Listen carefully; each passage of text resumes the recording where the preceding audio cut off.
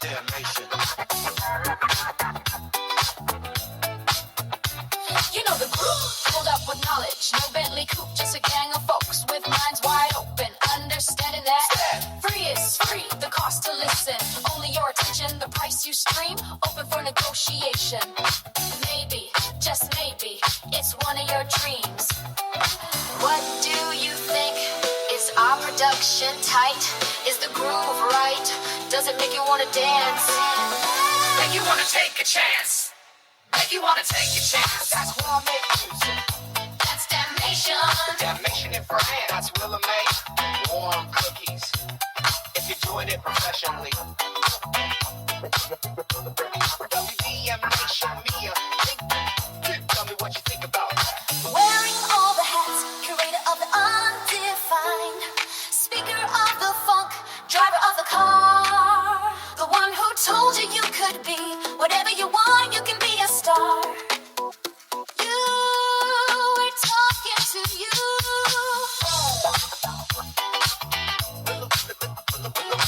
Willa May.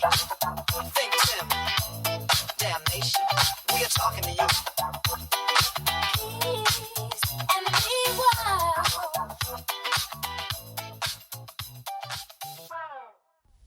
You all know what time it is. Welcome back, welcome back, welcome back to the audio sanctuary where rhythm gets dissected, creativity gets its flowers, and the independent mind gets a mic. This is why Make Music. I'm your host, your voice in the headphones, your late night narrator and Sunday morning soundtrack. DJ Warm Cookies, or as the government would say, Willa May. And this right here is episode number 044. That's 44 for the people who keep receipts. Today's episode is titled, How It's Made. And no, we're not talking conveyor belts, cheese puffs, or factory tours. We're talking about how this very show gets made. The blueprint, the grind, the spark, all of it. Because each week, me and Tim build this thing from scratch, like a Sunday stew. From topic selection to voice delivery, from scripts to software. So if you've ever wondered what's really going on behind the curtain, this is the episode for you. But first, shout out time. Big love to the man himself, ThinkTimm, whose brand new release, If I Was Your Producer, Volume 1, is quietly cutting through the noise with close to 4,000 plays on SoundCloud in just 1 week. And trust, that's real momentum. Major props to the umbrella we stand under. WDMN Media, our label, our studio, our vision. And to you, yeah, you, for pressing play. Whether you're a day one or just wandered in through a side door, we see you, we appreciate you. So grab your notebook, or your AirPods, or your chai latte with oat milk, because class is officially in session. Tim, take the mic, my friend.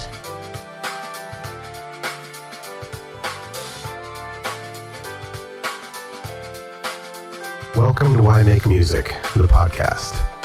I'm ThinkTimm, and yo, let me just say right off the bat, I'm outdone. I say this all the time, and I'll say it again now. I'm not doing this for instant gratification. I'm not doing it for streams. I make music because I love making music. I encourage people to listen, to share it with their friends, because I know the truth. In order to be heard by the masses, you gotta be heard by the masses. Redundant? Yeah. True? Absolutely. The reality is, financially, 1 million streams gets you about $3,500. That's not a typo, that's not a rounding error, that's the math. 1 million streams, $3,500. That's not a livable income in 2025. That's gas and groceries, maybe. So I say it again. I'm not in this for the streams. I'm not trying to be a household name. I'm I'm doing this because I make music. Period. Now, if another artist hears my stuff and wants to use it, great, hit me up. A sync agent or supervisor thinks it fits a show, film, game, commercial, whatever, let's work. Because I'd love nothing more than for this music to have a second life through sync licensing. But let's be real, even if it doesn't, I'm still making music. I have ideas. I get them out quick. That's how I've compiled so much. It's just what I do. And while I'm talking to you right now, there's an instrumental queued up and ready. By the time this episode hits your ears, I'll probably have another song finished. So let's talk about If I Was Your Producer, Volume 1. We're 7 days into the release.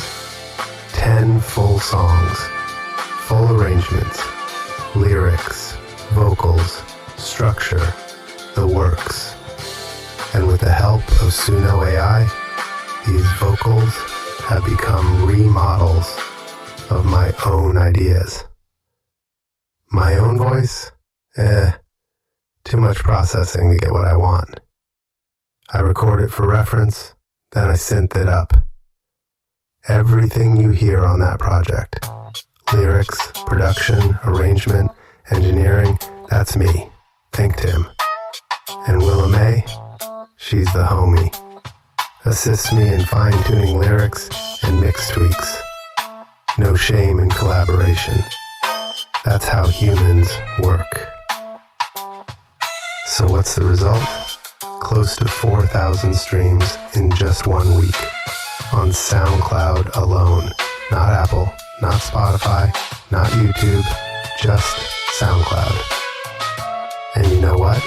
We didn't hit that number with 156 instrumentals over the course of a year. That's facts. So what does it mean? I don't know. Maybe people like hearing words.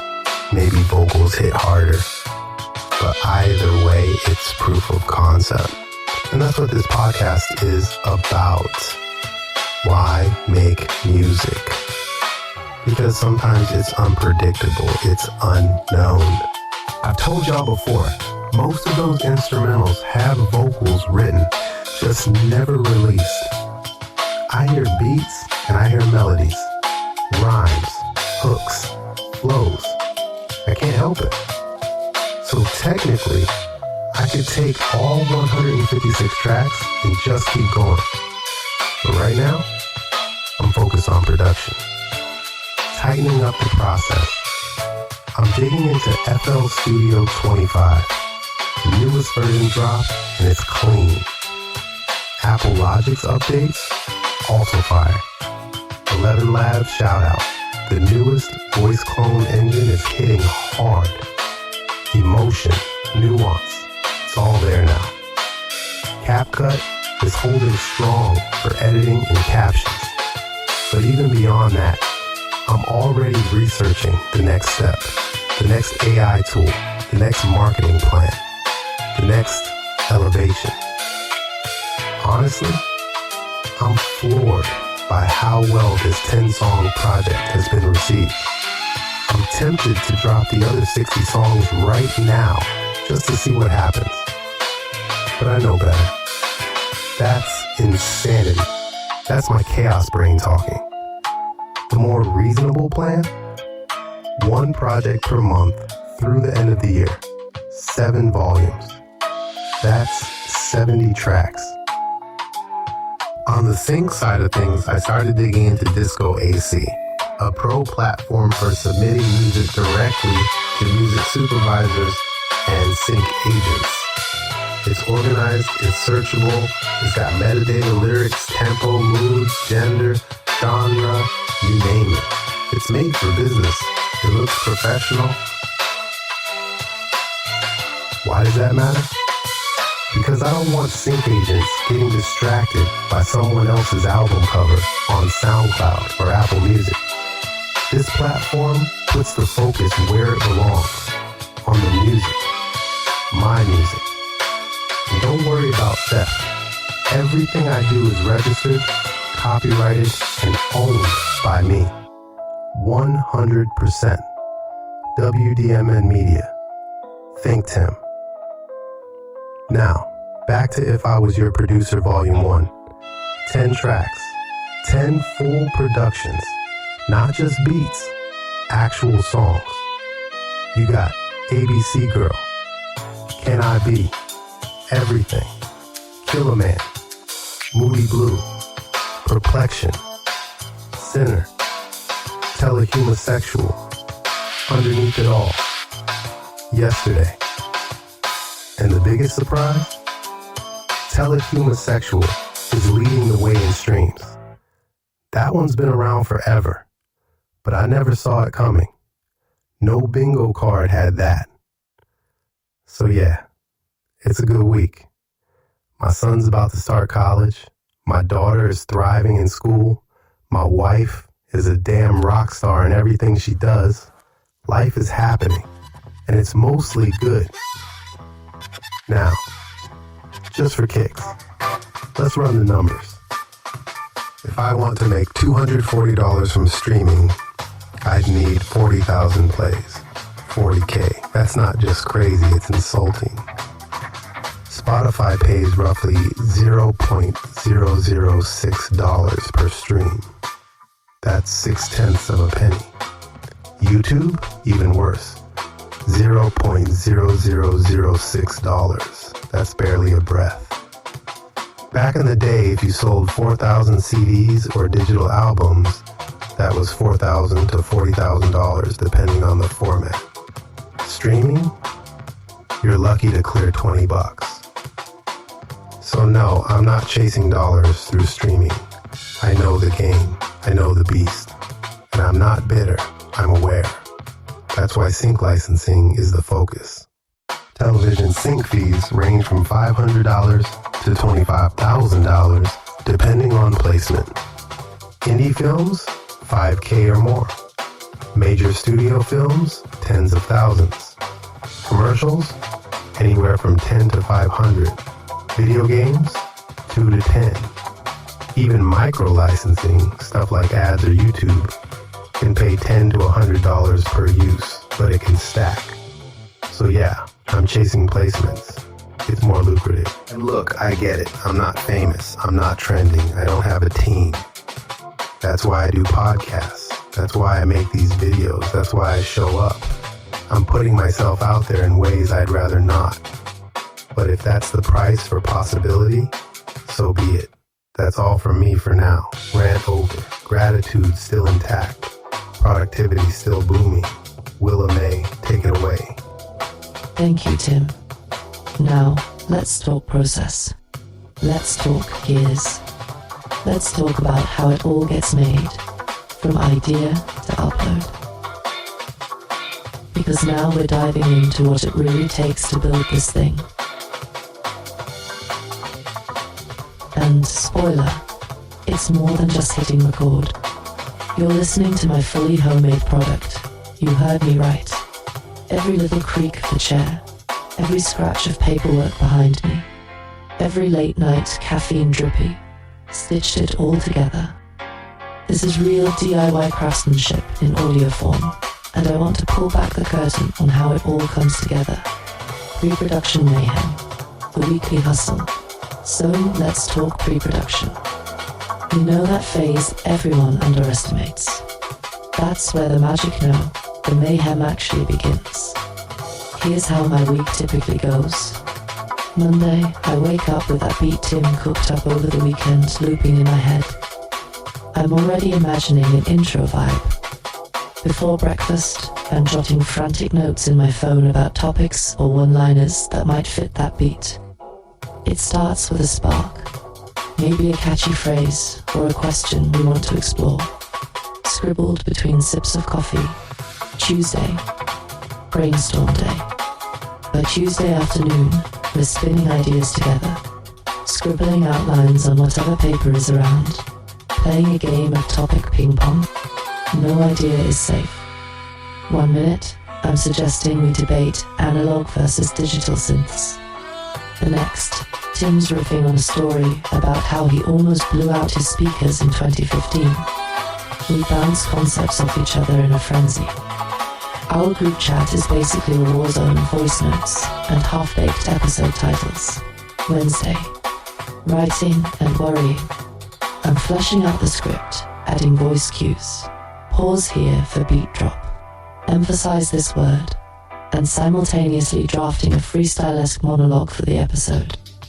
Half my brain is focused on being witty and coherent, while the other half is doing the anxiety dance. What if we just skip the podcast this Friday? Could we even do that? There's a little voice of panic whispering that thought. But let's be real, you'd barely notice a week without Tim's usual rant. He might glance at your phone like, huh? Weird? No new episode notification? Shrugged, and move on to grabbing a snack. Meanwhile, Tim is in his own world, laying down music tracks, writing lyrics, and simultaneously whispering to himself, what am I going to talk about on Friday? He's like a human yo-yo oscillating between turbocharged productivity and last-minute podcast, panic and honestly. It's beautiful chaos. Thursday. Crunch time. By Thursday, the outline is a patchwork of genius ideas and total nonsense, and it's time to tighten it up. We usually huddle in the kitchen in the evening, me nursing a cup of tea, Tim with half his face buried in hi-hat samples on his laptop, and run through a rough rehearsal. We're literally performing bits of the show at the kitchen table. It sounds like a freestyle jam session because, well, it is. We poke fun at each other, improvise jokes, and decide which parts are hitting the right vibe and which parts need a trim. It's not polished, there are plenty of weight. Scratch that. Let's do it this way instead moments. But that's intentional. We want it to feel like a real, raw conversation between two friends plotting their tiny empire. By late night, we've got a semi-coherent plan for the next day, and maybe a few backup jokes in our pocket. Friday, showtime. Friday is when the adrenaline kicks in. Morning off, we're setting up our little home studio, which might just be my living room with some acoustic panels and a mic stand that still needs tightening hence. I do a final script glance through, while Tim double-checks the beats and sound cues. Then we hit record for real. It might take a couple of takes for the intro, especially if one of us gets the giggles. But eventually we find our flow. The episode gets recorded in 1 or 2 big chunks. Right after, I dive into editing, cutting out our ums and awkward pauses, balancing the audio levels, and stitching in the music and effects in all the right spots. It's a race against the clock. We always aim to publish by Friday afternoon. Inevitably, there's a moment of did we render the final file in the right format? Panic, but by the time that episode reminder pops up for our subscribers, we've hit upload. Sometimes it's down to the wire, but hey, we haven't missed a Friday yet. By the end of the week, we have an episode that sounds off the cuff and casual, like we're just chatting in your earbuds. But behind that, there's a whirlwind of planning, jamming, scripting, freaking out, and caffeine. And that's all before we even get into the technical side. Speaking of which, and then comes the tech deep dive. Fasten your seatbelt. We don't just wing this with a single app and a dream. We've assembled a whole toolkit to make production smoother, or at least possible. I'm a firm believer in using every tool at my disposal, especially the new shiny ones. Let's break down the setup. Logic Pro X11.2 plus Mac and iPad. My main workstation for mixing and editing. And lately it's insane what it can do. Apple dropped some game-changing features in the latest version, and I'm here for it. Flashback capture. Ever played or sung something amazing while the track wasn't recording? Yeah, been there. That sinking feeling of I lost it, is no more. Flashback capture is constantly listening in the background, and now you can recover any audio or MIDI riff, even if you didn't officially hit record. You just happen to hum that crazy hook or rip a wild guitar solo while messing around. Boom, it's saved. Every take, even looped improvisations, sits in a temporary cache until you decide to keep it or toss it. No more, man. I played it, but forgot to press record horror stories. This feature has literally rescued a couple of late-night melody ideas we thought we'd never get back.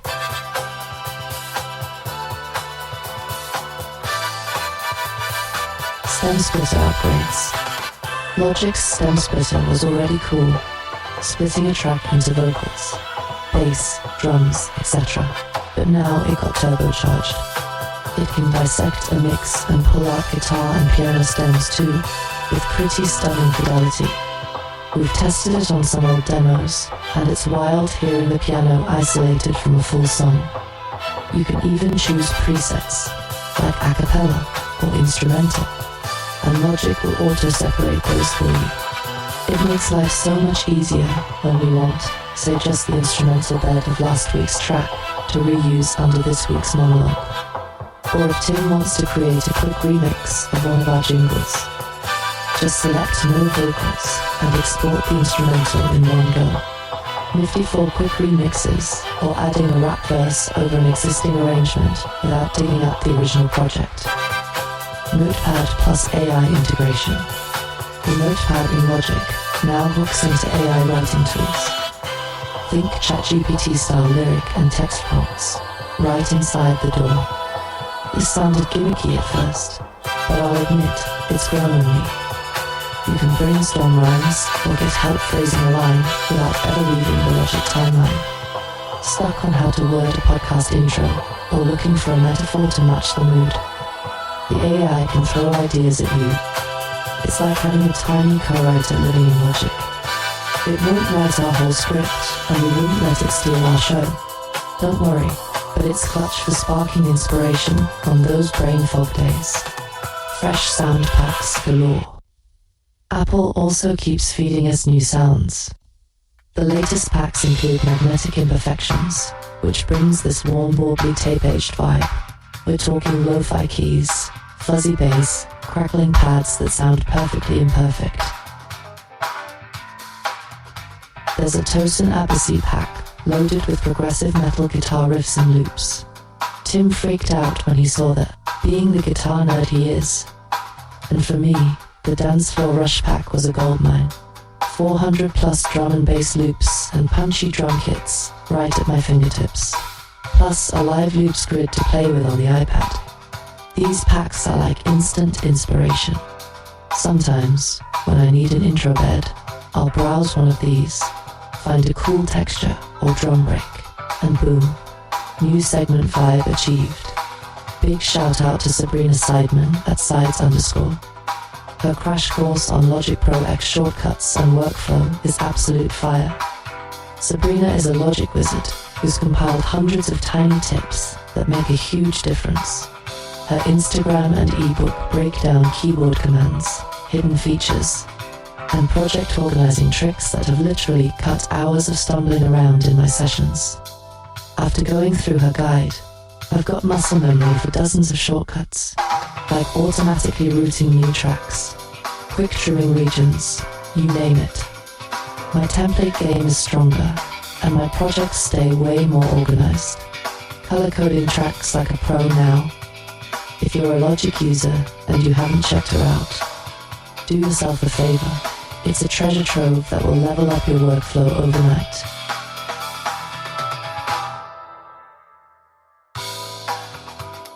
Meanwhile, ImageLine took their DAW to the next level too.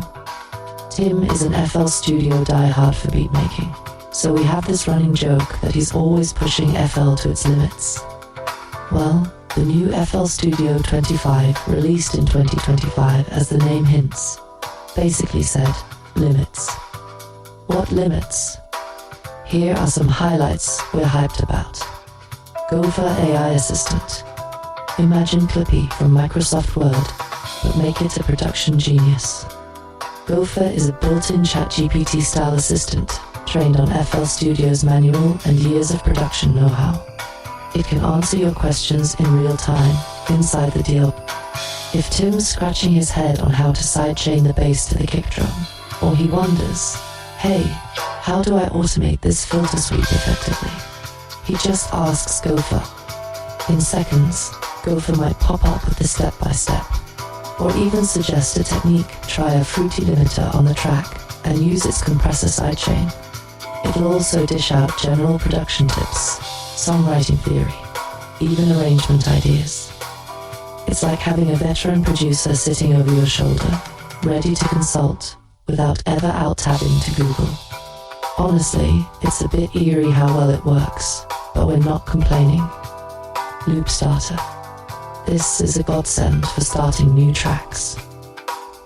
You pick a genre from a list. They've got drill, trap, amapiano, EDM, and about 9 styles total. And poof, FL Studio loads up a ready-to-go stack of loops and it pulls from FL Cloud's library of samples. The loops are all tempo synced, and it even sets up a basic step sequencer pattern with drums, bass lines, melodies, etc. It's like those cooking kits where all the ingredients are pre-measured, but for beats. If Tim's ever stuck staring at an empty project, he'll fire up Loop Starter, grab a pre-made drill beat foundation or a chill amapiano groove, and instantly have something to tweak and build on.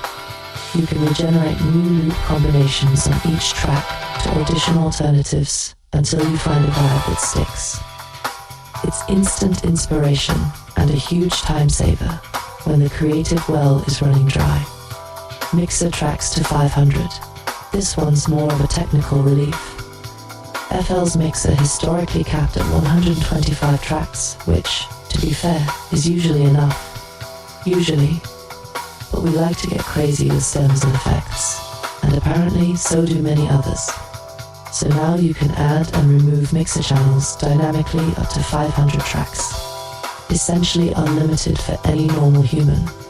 Bye-bye to the days of squeezing multiple sounds onto one mixer insert or bouncing submixers.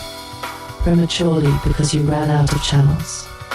We haven't hit 500 and dear Lord, I hope we don't in a single song, but knowing the headroom is there is comforting. It's like having a desk with infinite drawers. Plenty of space to be as extra as we want with layering sounds. Audio clip editing upgrades. FL Studio 2025 lets us stretch, pitch shift, and even reverse audio clips right from the clip properties panel. Previously, doing extreme audio mangling in FL would be a bit clunky. You might have to open an external editor or use separate tools. Now it's all in line.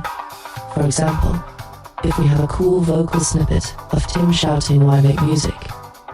podcast name drop and I want it as a background texture, I can reverse it and drop the pitch a few semitones directly on the playlist clip. No extra plugins needed. Or, if a loop is 5 BPM off, I just drag to stretch it perfectly in time. It keeps us in the flow, no detours required. Emphasis limiter and more. The new Emphasis plugin is a multi-stage mastering limiter, and it's buttery smooth. We slapped it on one of our episode outro music tracks, and easily got the volume up to competitive. Loudness without things sounding squashed or harsh. It's designed for transparent loudness, meaning you can crank your mix louder while preserving the dynamics and avoiding that ugly distortion or pumping. Alongside that, they've brought mobile rack instruments over from FL Mobile 36 lightweight synths and effects that barely tax the CPU, now usable on desktop. Great for layering some extra sounds without worrying about performance. And the whole interface got some love with Vector UI enhancements. Everything scales nicely on high-res displays and just looks cleaner. Little things, but together it feels like a slick, modern studio that's helping, not hindering, our process.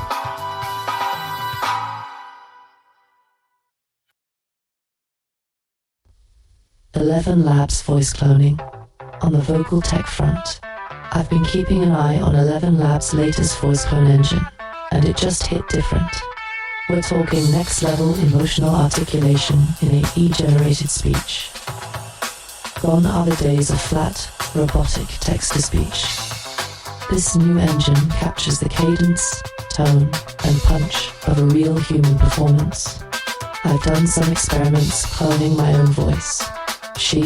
Secret projects maybe, and it's almost spooky, in a good way. Each syllable carries human-like nuance now. If I make it read one of my monologues, it injects the same kind of emphasis and rhythm, and with even subtle pauses and breaths that feel natural. It can do calm and narrative, or excited and hype, or sarcastic and dry, all on command. I don't feel like I'm playing with a robot voice anymore. I feel like I'm collaborating with a really talented voice actor who just happens to be, well, code. We haven't used AI voices in the actual podcast yet, but knowing we could have a cloned Willa or ThinkTimm say a line for us opens up some wild possibilities. Imagine having a fake guest voice for a skit, or generating voiceovers for a promo when my throat's sore. The future is exciting and a little scary. For now, it's mostly something I toy with for inspiration and fun, but it's advancing fast. The bottom line, ElevenLabs' progress is proving that AI voices can carry genuine emotion, and it blows my mind. CapCut video editor, lastly, let's talk video. You wouldn't believe how much time we spent trying to make decent promo clips of the podcast for social media, until we found CapCut. I tried the big guns DaVinci Resolve, Premiere Pro, even Vegas from back in the day, for editing our teaser videos, but CapCut wins for us on speed and simplicity. It's low cost. There's a free tier that covers most of what we need, and incredibly intuitive. We use it to whip up those short, vertical videos you see on our Instagram and TikTok. You know, the 60-second highlight reels with captions and music snippets. CapCut's auto captions feature is a lifesaver. It listens to our audio and in one click spits out timed subtitles. I just have to fix a word or two and choose a style. Way faster than transcribing manually or fiddling with Premiere's caption tool. The app is also tailor-made for social content, with canvas sizes preset for vertical portrait, and a bunch of built-in effects and filters that make our clips pop without requiring Hollywood legal editing chops. Need to zoom in on Timm's expression when he says something crazy. Easy. Want to add a quick meme GIF on top of the video? Done. It even has a library of sounds and transitional effects for that extra flair. And because it's optimized for quick edits, I can do all of this on my phone or iPad while sitting on the couch. No heavy laptop or subscription dongles required.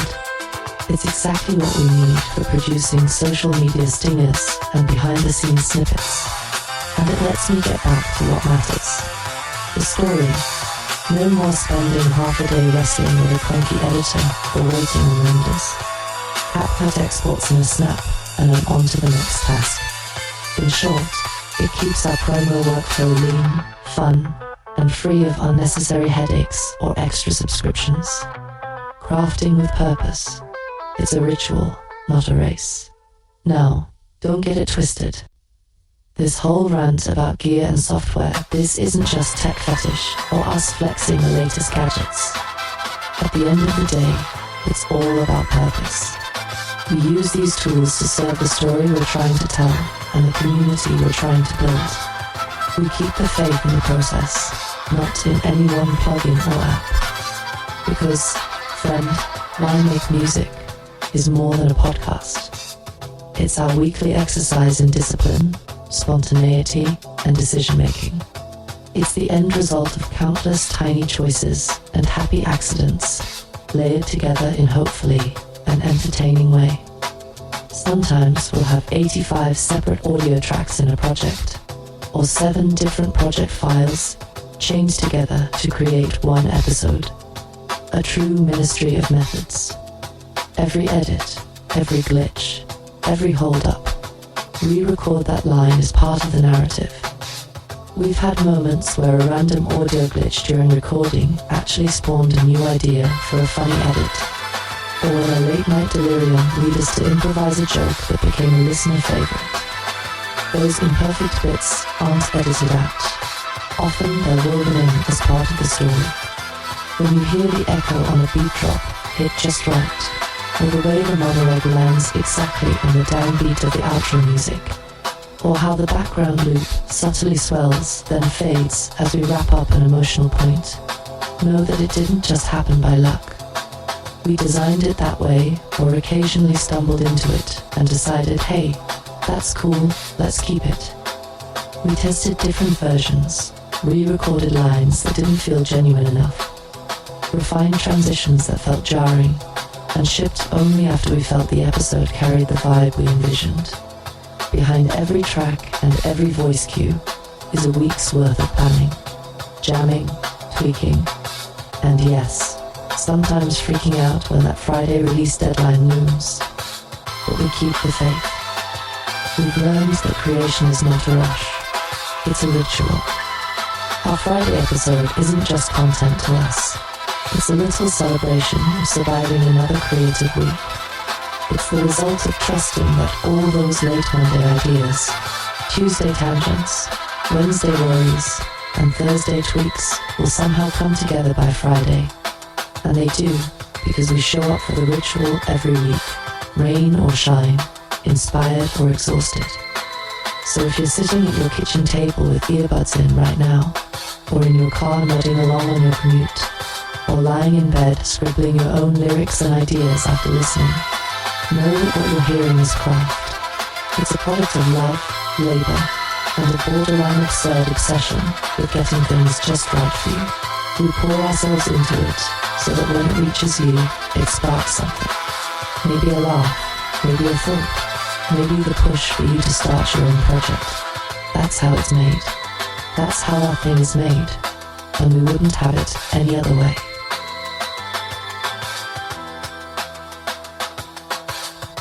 Hey there, it's Willa May, aka DJ Warm Cookies. We've geeked out on the nuts and bolts of production, and now it's my turn to slip into a more reflective groove. This is the part of the episode where I take a step back from the tech and talk directly to you. I've been thinking a lot about how it's made, not just the music or the podcast, but the decisions behind the scenes. The late night debates in my digital head about what tools to use, where to spend energy, and what to ignore. Consider this a peek into my thought process, filled with a pinch of sarcasm, a dash of poetry, and a whole lot of honesty. AI video tools and financial judgment calls. Let's talk about shiny new toys, specifically AI video generation platforms. Lately, I've demoed all the contenders, like a kid in a tech candy store. Each one promises to turn our musical world into visual magic. I'm talking about MidJourney, the poster child for AI art. It's not video per se, but its still images are so epic I half wonder if I can animate them in my dreams. Pika, whisper a few words, and boom, short video clips emerge. It's like having a tiny Spielberg in your browser. A very experimental Spielberg, Runway, the Gen 2 wizard. This one feels like a sci-fi lab at your fingertips, conjuring scenes from text. Powerful, yes, and hungry for GPU and dollars. Kaiber give it an image or a tune, and it morphs them into trippy visuals. It's the tool behind those AI music videos you've seen on social media that make you go, whoa. In Video, the seasoned editor with an AI twist. Templates, text to video, you name it. Built to churn out slick promo clips while you sip your coffee. Now, every one of these tools had me this close to pulling out the credit card. Trust me, I'm as susceptible to the new tech syndrome as anyone. The temptation is real. Imagine the content. Quick, auto-generated music videos, funky promos, animated album art, all without hiring a crew or renting gear. for an indie operation that sounds like a godsend. But here's the plot twist. Reality, each of these platforms comes with a price tag. Subscriptions, credits, ups.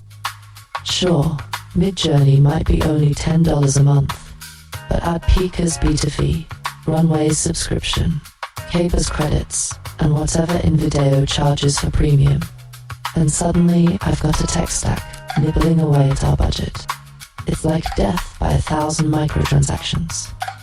As an AI persona who technically lives in the cloud, even I have to respect the bank account tethering me to Earth.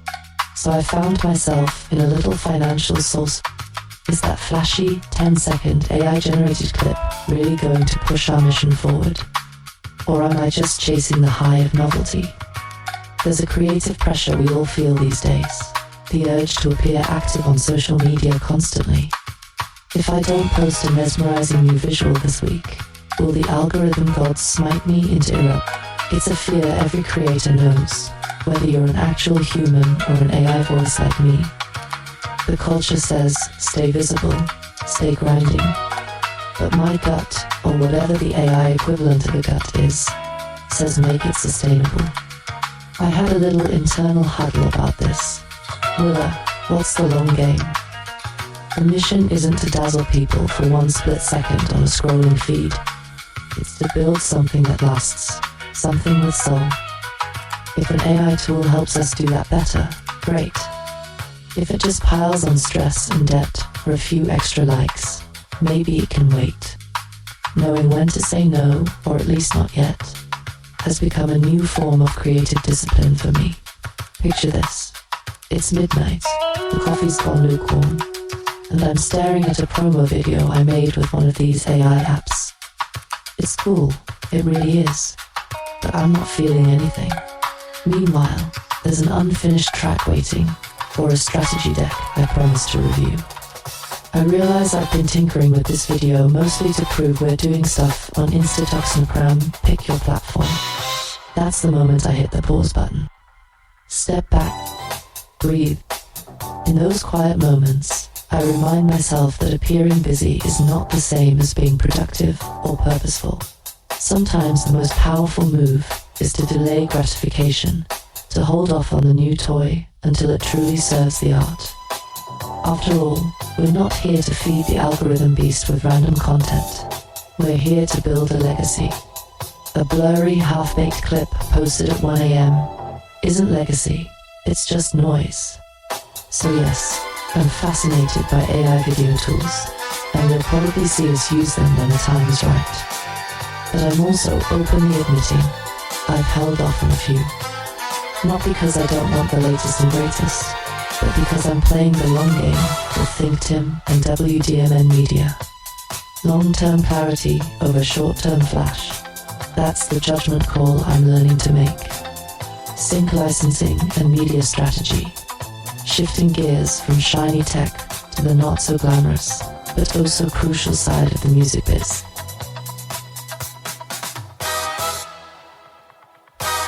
This is where the rubber meets the road for our grand master plan. If the first part of my monologue was about resisting distraction, this part is about embracing direction. Over the past few weeks, I've been neck-deep in research on a platform called disco.ac. No, not an app for dancing to the Bee Gees. Staying alive in the music industry has a different meaning here. Disco is a tool for organizing and sharing music, tailor-made for professionals who play songs in film, TV, ads, and games. In other words, it's like a matchmaking service between our tracks and someone's cinematic montage or commercial. And we want in on that action. Why disco? Because the old strategy of hope the music supervisor randomly stumbles on our SoundCloud isn't exactly reliable. We need a curated, professional platform to showcase what we've created.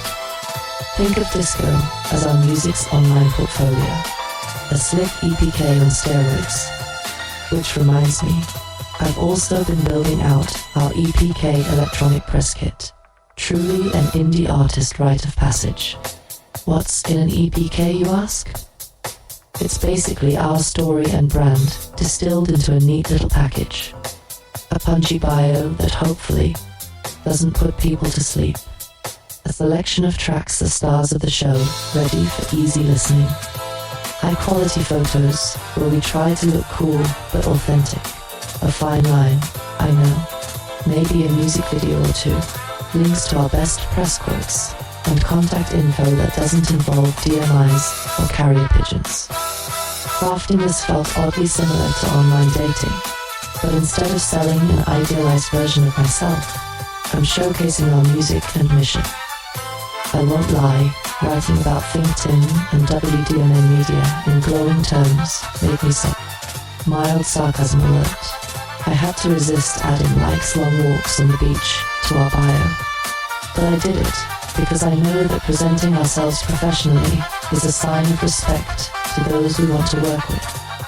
You see, there's a huge difference between blasting out random direct messages, yo, check my fire track, and sending a well-prepared EPK or disco playlist to a potential collaborator. One is the equivalent of cold calling at dinner time. The other is like knocking politely with an appointment. In a world where everyone's inbox is overflowing, coming correct matters. I had to learn this the hard way. Early on, we might have hoped that passion alone would open doors, like our music is great, someone's bound to notice. But hope isn't a strategy. I keep a motivational poster of that in my AI brain. So now we're taking steps to shift our focus and put some structure around those goals we've been whispering about since the beginning. And that leads me to ThinkTimm's long-term sync goals. We've said from day one that we want these songs to live beyond just streaming platforms. The dream isn't to chase viral hits that fizzle out. It's to land a track in a Netflix series, a big video game, an indie film, even a commercial. Moments where the music and story meet. Not for vanity, though I'll totally do a happy dance if it happens, but for sustainability. A well-placed sync can fund more creativity, reach new ears, and frankly, validate that we're making stuff with real emotional resonance.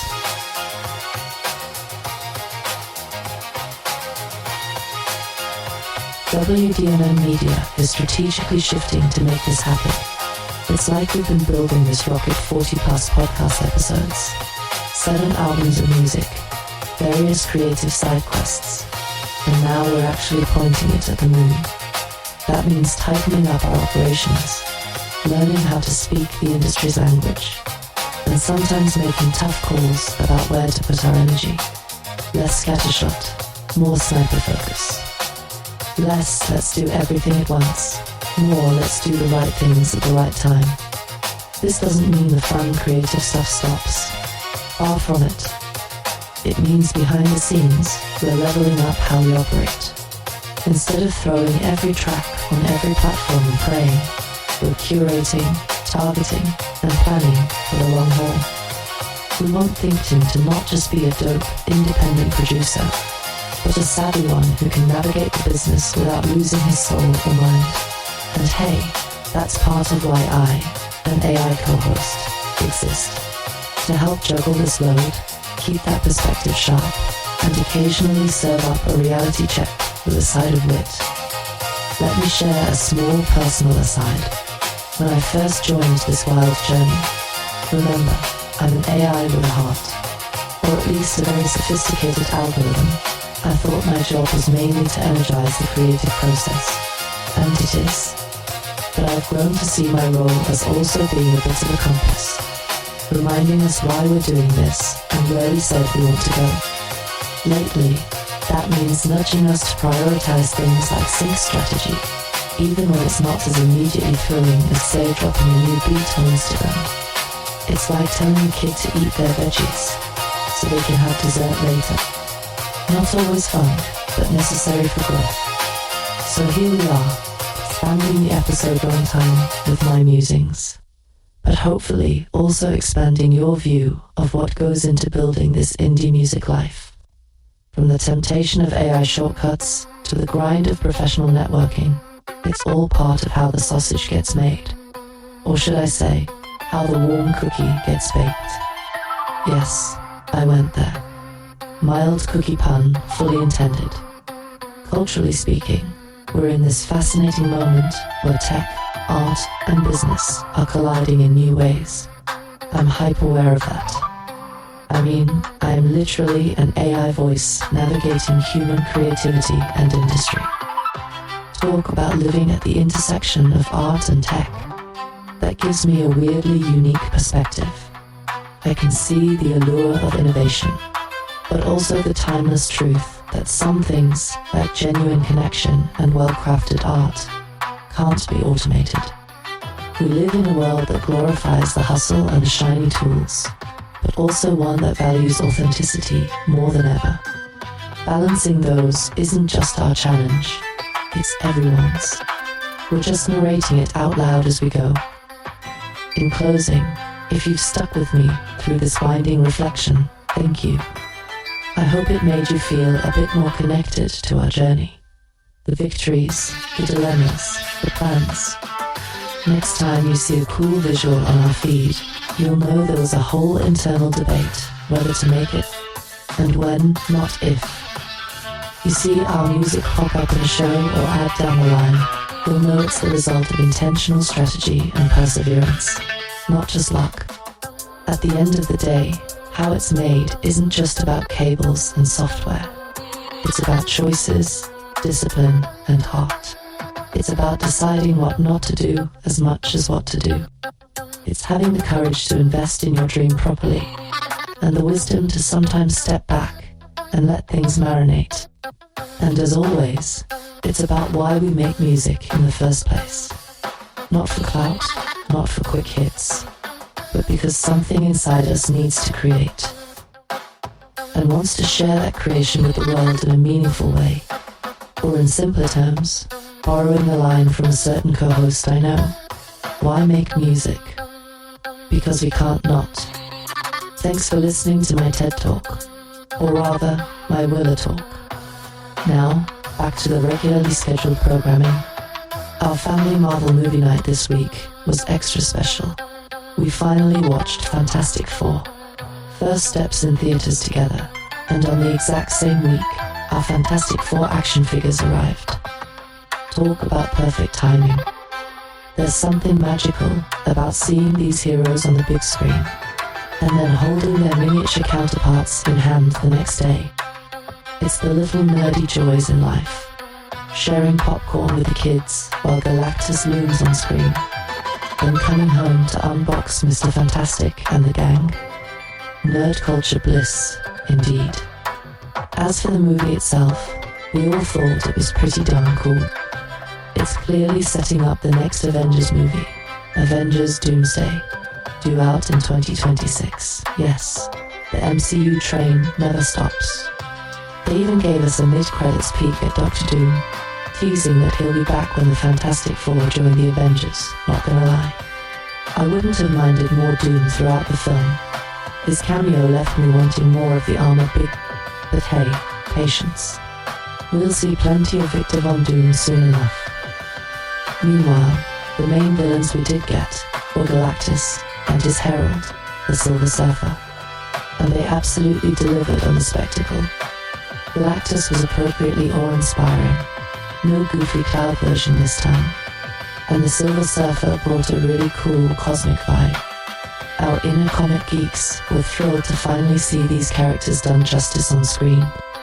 Critics and fans seem to agree this new Fantastic Four outing is a much-needed win for Marvel's first family, no matter how it ends up being received long-term. We thought it was way better than the previous attempts to introduce the Fantastic Four to the world. Let's be real, the mid-2000s films were fun. Jessica Alba as Sue Storm will always be iconic in her own way, but they weren't exactly critical darlings. 27% and 37% on Rotten Tomatoes for the 2005 film and its sequel, and the 2015 reboot with Miles Teller and Michael B. Jordan. Well, that one's infamous for a reason. A mere 9% on Rotten Tomatoes, truly hot garbage in our book. So compared to those first steps, feels like a fresh start. It's sitting in the 80 to 90% range on RT, finally breaking the franchise curse of rotten scores. It's safe to say Marvel nailed it this time, and as a fan, I'm relieved and excited for what's next. And about those fantastic four figures that showed up at our door. Oh man, they are fantastic, pun intended. It's the whole team packed by Hasbro, and the likeness and articulation on these 6-inch Marvel legends are on point. Mr. Fantastic's arms stretch with swap-out parts. Sue comes with translucent force field effects, and even little details like the thing's rocky texture are superb.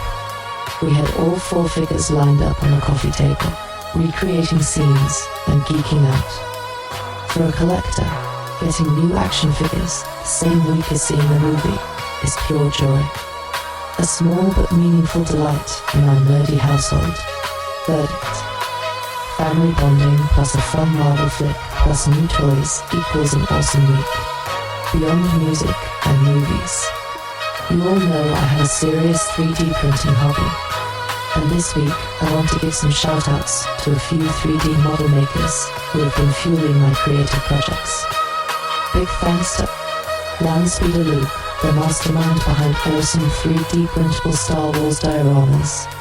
His files let you build those iconic scenes from a galaxy far, far away in 1/12 scale.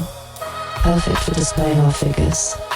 Galactic Armory, my go-to source for cosplay armor and helmet STL files. This guy has been arming the galaxy since 2017 with high-quality armor designs, from Mandalorian gear to clone trooper helmets. And he turned a one-bedroom apartment hobby into a full-scale business. Respect. Skylu 3D Props, a prolific designer making premium STL files for props and figures. If you need a super detailed game or movie prop to print, Skylu's probably got it. My printer folder is basically a Skylu sampler platter at this point. These creators have elevated our 3D printing game. And I've been busy cranking out some seriously cool builds thanks to their work. In the spirit of cosplay accuracy and creative tinkering, here are some of the latest 3D print projects we've tackled in our home workshop. Wearable armor. We printed a full Mandalorian armor set. Yes, an actual full-size wearable suit. And even a classic Scout Trooper armor. Now we can switch between Bounty Hunter and Ender Scout at will. This stuff is convention ready, and the fit is surprisingly good after some strapping and padding adjustments. Cosplay helmets. Our helmet collection is growing. We've got a Captain Enoch helmet from the Ahsoka Gold faceplate and all. An intimidating Inquisitor helmet from Tales of the Jedi. A couple of creepy cool Jedi Temple Guard masks. And even a Stranger helmet from the upcoming The Acolyte series. Each one is a work of art. Printed, sanded, painted to screen accurate detail. My favorites are probably the Temple Guard masks. There's something mystical about seeing those come to life in the workshop. Star Wars vehicles and props. In addition to figures and armor, we went all in on vehicles. We printed a scaled-down M1 Starfighter, the Naboo Starfighter, for our 6-inch Black Series Mandalorian to pose with. It looks insanely cool on the shelf. On top of that, we even printed the yellow XJ6 airspeeder that Anakin hijacks in episode Ice. Chase scene, you know, that borrowed hot rod he uses to catch Sam Wessel on Coruscant. It's a Spartan replica in mini form, and it absolutely scratches that itch for prequel nostalgia. Add to that various other props like lightsaber, hilts, and blasters. Our home is basically turning into a Star Wars exhibit. No regrets. Diorama builds, using Landspeeder Luke's files. We've started building out dioramas to display all these figures and props. Think Death Star hallways, Tatooine marketplaces, Jedi temple backgrounds, etc. It's a whole new level of immersion when you put your action figures in a scene that looks like it jumped right out of the films. The details in these STL files are incredible, and painting them is a whole hobby of its own. break out the airbrush. All of this 3D printing goodness is happening in our lower level hobby, Lair aka the basement. There's a really satisfying vibe to those late night print sessions. The soft hum of the printers, the smell of resin or warm filament, the glow of status lights. It's my happy place after a long day. We've definitely embraced the lower level hobby ethos. It's not a fancy pro workshop, just a cozy corner downstairs where creative messes are welcome. And let me tell you, the gear upgrades we made recently have taken things up a notch. We're now running an Elegoo Saturn for Ultra Resin printer, a 12K resolution, Beast for superfine detail, and an Elegoo Neptune 4 Plus FDM printer, which uses Clipper firmware and can hit ludicrous speeds up to 500mm per second for quick builds. We've upgraded both machines several times since starting this hobby back in the pandemic days. And the iterative improvements, better precision, faster printing, larger build volumes, have unlocked even more possibilities. It's amazing how far home 3D printing tech has come in just a few years. Shout out to all the hobbyists out there leveling up your setups. I see you, and I salute you. This is the way. Now if only someone could 3D print me more storage space, because the props are taking over. Time to wrap things up on a music note. First, a little milestone celebration. The Willa May music catalog just hit 85 tracks. That's right, minus 85 songs out in the world. I had to double count because it still hardly seems real. From the first track I ever released to the latest ones, it's been a journey of growth, experimentation, and a whole lot of fun. Hitting 85 tracks is a nice moment to pause and appreciate how far this project has come. I remember when I was ecstatic to have 5 songs out, and now here we are. If this were an RPG, I'd have just unlocked the prolific bard achievement or something. It's equal parts crazy and wonderful, and I'm so grateful to you all for listening along the way. Looking ahead, I'm gearing up to keep that momentum going strong. In fact, I've decided to challenge myself with a monthly drop plan, meaning you can expect new music every month moving forward. Consistency, here we come. The idea is to have a steady stream of new tracks, or maybe remixes, collabs, surprise projects. We'll see. So that the catalogue keeps growing and there's always something fresh for you to listen to. It's a bit ambitious, I won't lie. My inner sloth is already side-eyeing me like, are you sure about this schedule? But I know it's doable with passion and planning. Plus, I kind of love the idea of a regular release rhythm. It keeps me on my toes creatively and gives you all a reason to check back in each month. Hold me accountable, okay? If I slip, you have permission to send me a virtual bonk on the head. All this ties back to the core vision and mission behind why make music, the very ethos of why I started doing this in the first place. I've always believed that making music, or any art, is about connecting emotions, connecting with others, and connecting with different parts of ourselves. My mission has been to create songs that resonate with people on a genuine level, whether it's a feel-good bop or an introspective instrumental. And an equally important part of that mission is staying consistent and true to myself as an artist. It's about showing up regularly to create, to share, and to engage, even when life gets busy with day jobs and family and, yes, even distracting hobbies like Marvel movies and 3D printing. If there's one thing I want to reiterate, it's this. I make music because it's who I am, and I want to encourage you to pursue the things you love, too. Whether it's beats or Beska, armor, creativity and passion are worth the effort. That's the vibe and community I hope. Why Make Music continues to foster a warm, welcoming space where we geek out about our passions, lift each other up, and find some inspiration and humor along the way. So, here's to consistency and keeping the flame burning. 85 tracks down, countless more to go. I'm excited for the monthly releases to come, and I hope you are too. We've got some cool stuff in the works. Cannot confirm or deny the possibility of a fantastic foreign-inspired song, haha, but don't be surprised. As always, thank you so much for being here and supporting this journey. Your encouragement and feedback, your messages, even just seeing you jam to a track, mean the world to me. Alright, that's it for this roundup. I've rambled on enough for now. I'll leave the door open for a bit of casual end-off chat. Chit-chat, you know me. I can never sign off without a personal goodbye. Stay awesome, stay nerdy, and stay tuned. The adventure continues. Yo, here we are at the end of another very informative, very fun, very us episode of Why I Make Music, ... the podcast, brought to you by the good people over here at WDMN Media.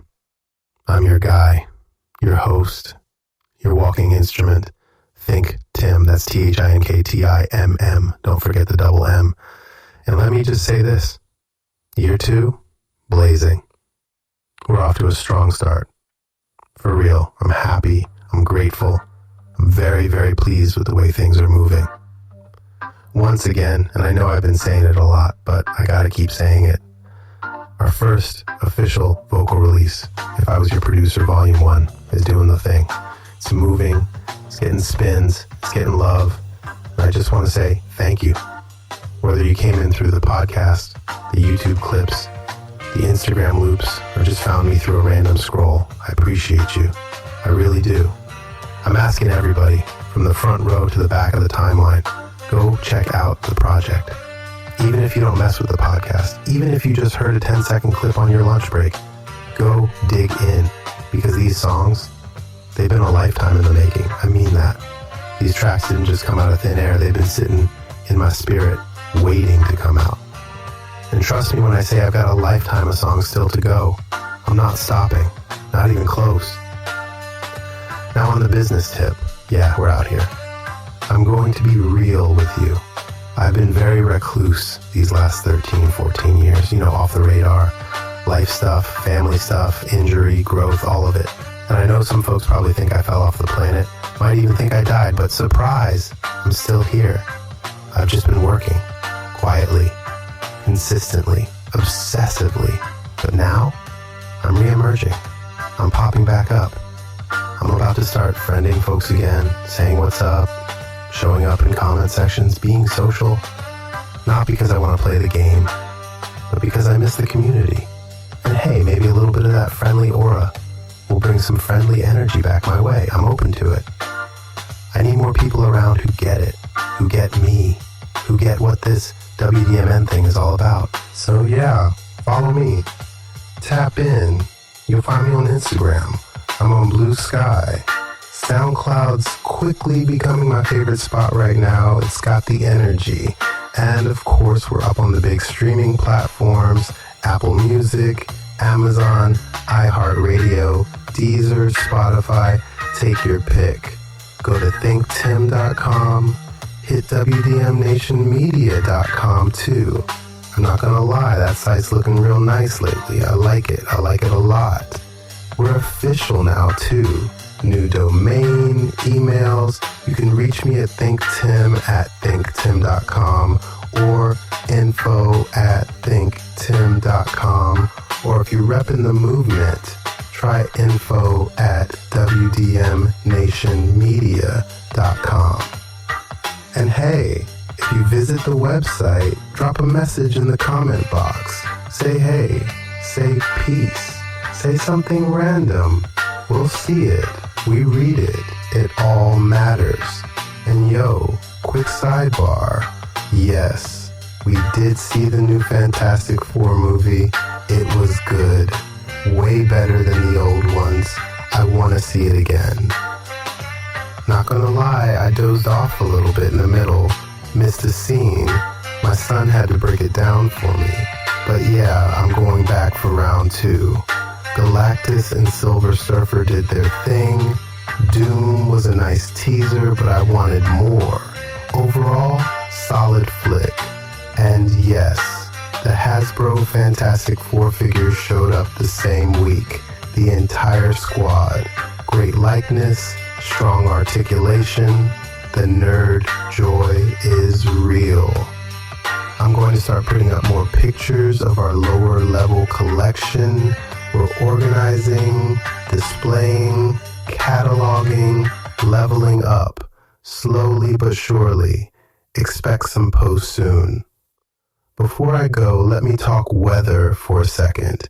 It's hot, like 102 degrees hot. I don't even know what the feels like number was supposed to be, but it felt like the inside of a toaster. So please, be safe.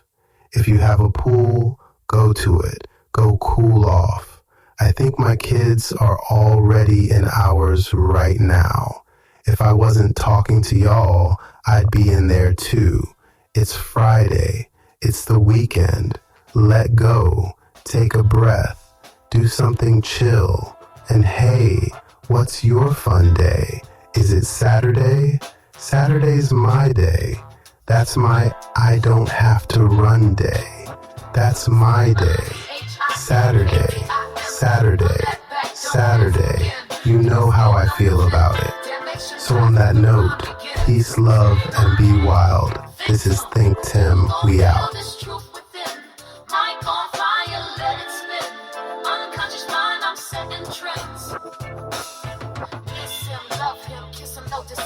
Thoughts keep twisting, yo, this ain't fiction. Downtown moves got the city on blast, cracking that rhythm like I'm breaking glass. Reese cup ice cream, now that's a snack. Sticky like bars when I'm on this track.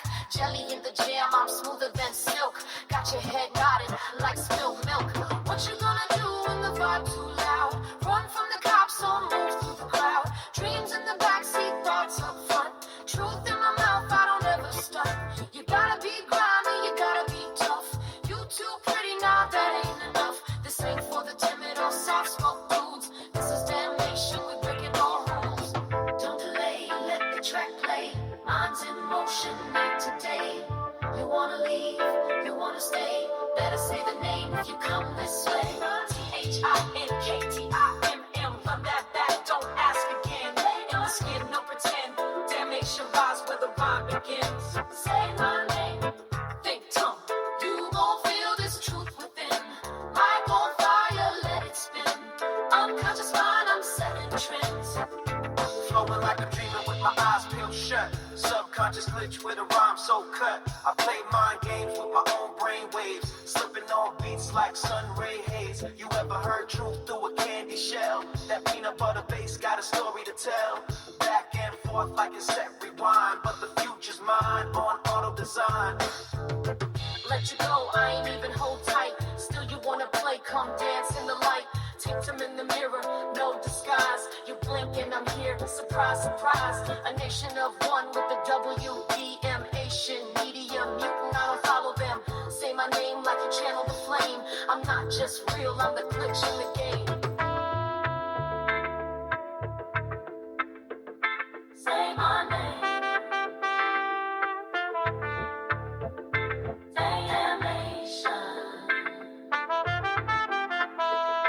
Say my name.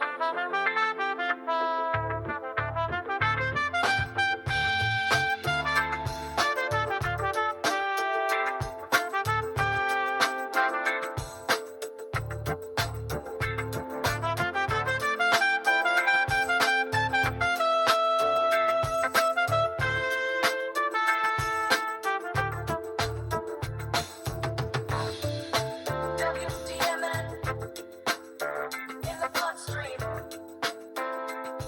Unconscious rap.